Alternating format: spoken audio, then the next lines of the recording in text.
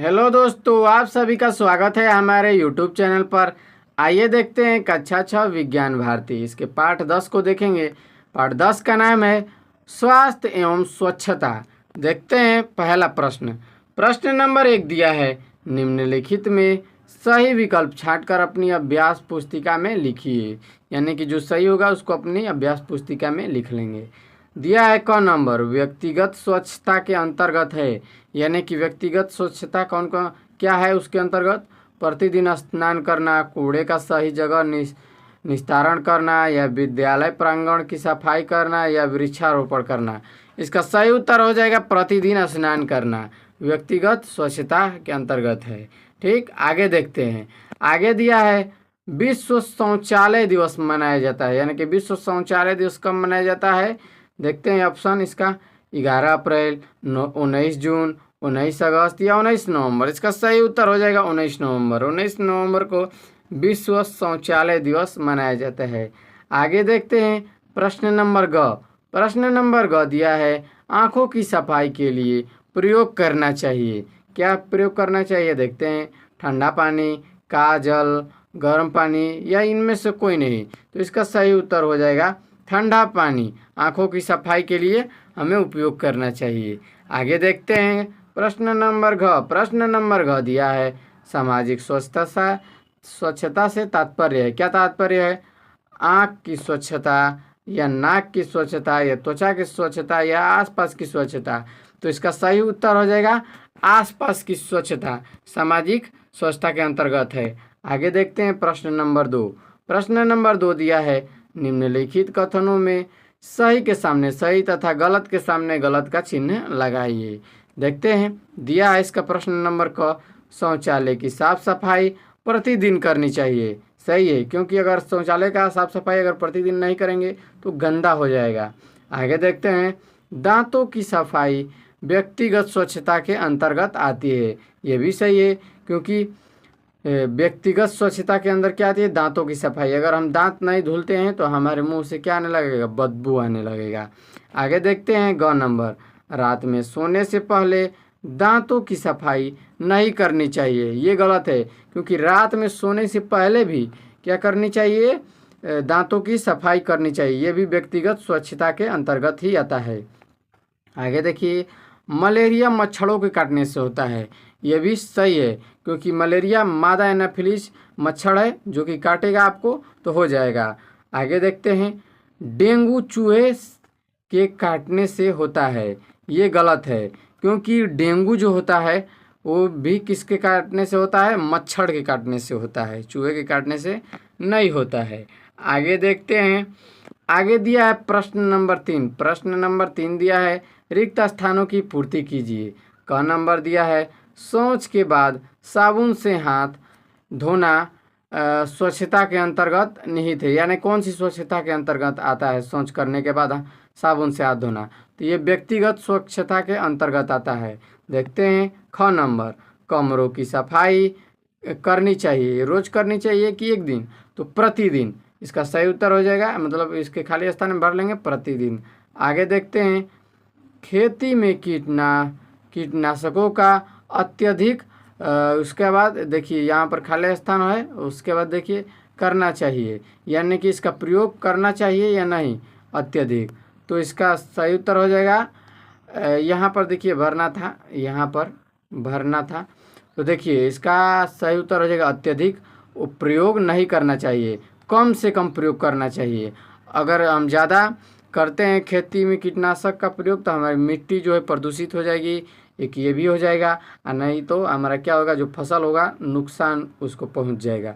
आगे देखते हैं घ नंबर, सूखा कचरा कूड़ेदान में फेंकना चाहिए। देखिए एक डिब्बा होता है नीला कूड़ेदान और डब्बा, और जो कि एक हरा रंग का होता है। नीले वाले में सूखा फेंकना चाहिए, और जो हरा वाला होता है उसमें गीला कचरा। आगे देखिए वही प्रश्न दिया है, कूड़े में गीला कचरा फेंकना, कूड़ेदान में गीला कचरा फेंकना चाहिए। तो देखिए अभी हमने बताया कि हरा कूड़ेदान में क्या करना चाहिए? गीला कचरा फेंकना चाहिए। आगे देखते हैं प्रश्न नंबर 4। प्रश्न नंबर 4 दिया है, निम्नलिखित प्रश्नों के उत्तर दीजिए। शौचालय की साफ सफाई क्यों आवश्यक है? चलिए देखते हैं इसका उत्तर। सार्वजनिक स्वच्छता के लिए शौचालय की साफ सफाई अत्यधिक आवश्यक है। इससे हमारा स्वास्थ्य ठीक रहता है। अगर शौचालय साफ सुथरा रहेगा तो आपका स्वास्थ्य भी क्या रहेगा, साफ सुथरा रहेगा, गंदगी से बैक्टीरिया नहीं फैलेंगे। शौचालय की सफाई करने से मक्खी एवं मच्छर नहीं बैठते हैं। देखिए, अगर शौचालय की सफाई अगर आप नहीं करेंगे तो उसमें मक्खी मच्छर आएंगे और वही मच्छर आपको काट लेंगे और वही मक्खी आप जिसमें खाना खाते हैं उसमें बैठ जाएंगी, तो ये आपको बीमारी दे सकती हैं। इस प्रकार गंदगी का फैलाव नहीं होता है, जिससे हम कई प्रकार की बीमारियों से अपने शरीर को बचा सकते हैं। इसीलिए क्या करना चाहिए, शौचालय की सफाई करनी चाहिए। आगे देखते हैं, घर की साफ सफाई किस प्रकार करनी चाहिए। इसका उत्तर हो जाएगा घर की साफ सफाई के अंतर्गत करनी चाहिए। किसके अंतर्गत, तो देखिए दो दिया है विकल्प, कौन कौन सा। कमरे की सफाई प्रतिदिन करनी चाहिए और दूसरा घर से निकले कूड़े को कंपोस्ट पिट में या कूड़ेदान में डालना चाहिए। देखिए प्रश्न नंबर ग दिया है, शौच हेतु शौचालय का प्रयोग न करने पर क्या हानियां हो सकती हैं। तो इसका सही उत्तर देखते हैं। शौच हेतु शौचालय का प्रयोग न करने से विभिन्न प्रकार की हानियां हो सकती हैं। वो कौन कौन सी हानियां हैं, तो चलिए देखते हैं। वातावरण प्रदूषित हो जाएगा पहला, तो दूसरा तरह तरह की बीमारियां फैल जाएंगी, तीसरा दूषित जल एवं गंदे वातावरण में अनेक जीव जंतु जैसे मक्खी मच्छर पनपते हैं, जिससे हमारे शरीर में मलेरिया फाइलेरिया जैसी बीमारियां फैलती हैं।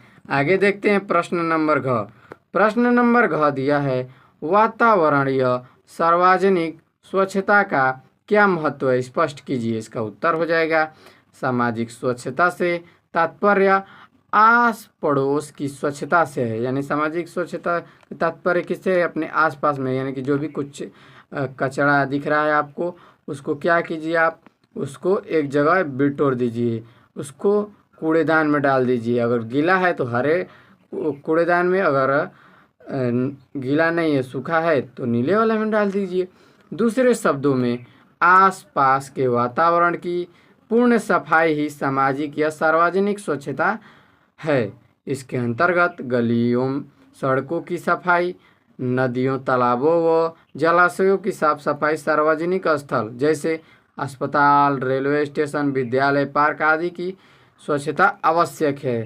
देखिए क्या करना चाहिए, हमको साफ सफाई करनी चाहिए, सबको मिलकर साफ सफाई करनी चाहिए। सार्वजनिक स्थल पर सबसे पहले कर देना चाहिए जहाँ पर सभी लोग जाते हैं। जैसे सार्वजनिक स्थल क्या है, अस्पताल है, रेलवे स्टेशन है, विद्यालय है और पार्क, जहाँ पर सभी लोग जाते हैं। चलिए देखते हैं प्रश्न नंबर अंग दिया है, व्यक्तिगत स्वच्छता के अंतर्गत आप किन किन बातों को ध्यान में रखेंगे। चलिए देखते हैं इसका उत्तर। इसके अंतर्गत दैनिक किए जाने वाले क्रियाकलापों जैसे नियमित शौच जाना व शौच के बाद साबुन से हाथ धोना, प्रतिदिन दांत मुंह चेहरा व जीभ की साफ सफाई करना, प्रतिदिन स्नान करना, भोजन के पहले एवं भोजन करने के बाद हाथ धोना, स्वच्छ कपड़े पहनना, नियमित रूप से क्या करना, नाखून की साफ सफाई करना आवश्यक है। यही है आपकी व्यक्तिगत क्या है, स्वच्छता। चलिए देखते हैं प्रश्न नंबर 5 दिया है, निम्नलिखित पर टिप्पणी कीजिए। बस टिप्पणी करना है। अब देखिए दिया है क नंबर में सामाजिक स्वच्छता, इस पर टिप्पणी करना है। चलिए देखते हैं सामाजिक स्वच्छता से तात्पर्य आस पड़ोस की स्वच्छता से है। दूसरे शब्दों में आसपास की पूर्ण सफाई ही सामाजिक स्वच्छता कहलाती है। देखिए सामाजिक स्वच्छता क्या होती है, अपने आसपास में जो भी कचरा है कूड़ा है उसको क्या कर दीजिए, आप साफ सफाई कर दीजिए। यही क्या है, सामाजिक स्वच्छता है। इसके अंतर्गत गलियों सड़कों की सफाई, नदियों तालाबों व जलाशयों की साफ सफाई, सार्वजनिक स्थल में जैसे अस्पताल रेलवे स्टेशन विद्यालय पार्क आदि की स्वच्छता से है। यह हमारा दायित्व है कि हम अपने परिवेश को साफ सुथरा रखें। यदि कोई व्यक्ति वातावरण को दूषित करता है, उसे जागरूक करना भी हमारा परम कर्तव्य है। देखिए, अगर आप साफ सफाई कर रहे हैं और वहीं पर कोई दूसरा व्यक्ति कचरा को कूड़ेदान में न डाल के वहीं पर खा के जाए, मान लीजिए कुरकुरे हैं, कुरकुरे खाकर कुरकुरे के पैकेट को फेंक देता है बाहर, कूड़ेदान में नहीं फेंकता है, तो आपको उसको समझाना चाहिए कि ऐसे मत करो, उसको बताना चाहिए यानी समझाना चाहिए और उसको जागरूक करना चाहिए स्वच्छता के प्रति। चलिए देखते हैं इसका प्रश्न नंबर ख, यानी कि इस पर टिप्पणी करना है। सूखा एवं गीला कचरा पर टिप्पणी करना है। साग सब्जी व फलों का कचरा, जीवों का मलमूत्र आदि सब गलकर सड़ते रहते हैं, इन्हें गीला कचरा कहते हैं। गीला कचरा में समझ गए, साग सब्जी होगा या फलों का कचरा होगा या जीवों का मल मूत्र सब क्या करते हैं, सड़ के गलते रहते हैं, यही गीला कचरा है। साग सब्जियों के छिलके, सड़ी गली सब्जियां, खराब फल, छिलके फलों का रस निकालने के बाद शेष गुद्दा आदि गीले कचरे के उदाहरण हैं। ये सब क्या थे, तो गीले कचरे के उदाहरण पॉलीथीन, प्लास्टिक की बनी हुई वस्तुएं, पॉलीथीन से बनी प्लास्टिक की वस्तुएं और रबड़ की बनी वस्तुएं जैसे कि टायर, टूटे खिलौने, आगे दिया है बिस्कुट, नमकीन आदि खाद्य सामग्री के फाइबर के डिब्बे, पैकेट आदि आसानी से नष्ट नहीं होते हैं। ये सब आसानी से क्या होते हैं, नष्ट नहीं होते हैं। अगर आप इनको जलाएंगे भी तो ये जल के ख़त्म नहीं होंगे, यानी कि ये जल्दी से ही नष्ट होते ही नहीं हैं। पर्यावरण को क्या करते हैं, हमारा प्रदूषित करते हैं।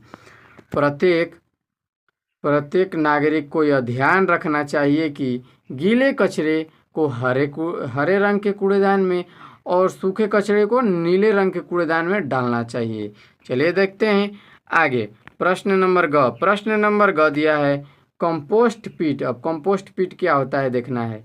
किसी मैदान में एक गड्ढा खोदें, इस गड्ढे में सबसे नीचे कुछ महीने कंकड़ बिछा दें, इसके बाद विद्यालय व घर से निकला कचरा इसमें डालकर ढक दें।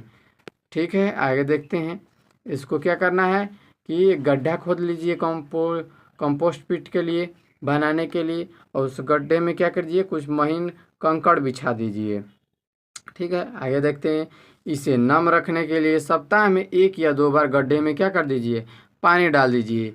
इस तरह 3 से 4 माह यानी 3 से 4 महीनों में कचड़े से खाद बनकर तैयार हो जाएगा। इसका प्रयोग विद्यालय की बगीचों में किया जा सकता है, यानी कि जो खाद बनेगा उसका प्रयोग आप कहाँ कर सकते हैं, तो विद्यालय के बगीचों में आप कर सकते हैं। चलिए देखते हैं प्रश्न नंबर घ दिया है क्लीन सिटी ग्रीन सिटी योजना।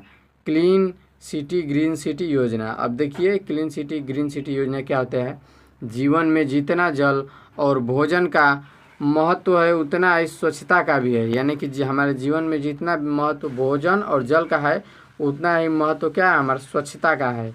बिना स्वच्छता के हम स्वस्थ नहीं रह सकते। अगर आप अपने आसपास में क्या करेंगे, गंदगी फैला के रखेंगे तो आप कभी भी स्वस्थ नहीं रहेंगे, आप हमेशा क्या रहेंगे, अस्वस्थ रहेंगे। भारत को स्वच्छ रखने के परियोजना से हमारे प्रधानमंत्री श्री नरेंद्र मोदी जी ने 2 अक्टूबर 2014 को इसे शुरू किया, यानी 2 अक्टूबर 2014 को प्रधानमंत्री जी ने स्वच्छता अभियान चलाया, जिसका उद्देश्य 20 अक्टूबर 2019 तक भारत के हर घर में एक शौचालय होना, गीले और सूखे कचरे को कंपोस्ट करना, गांव-गांव में साफ पानी उपलब्ध कराना, यही है इनका नियम। यानी कि जो कि हमारे प्रधानमंत्री जी हैं उन्होंने इसको लागू किया था। कब, तो 2 अक्टूबर और 2014 को।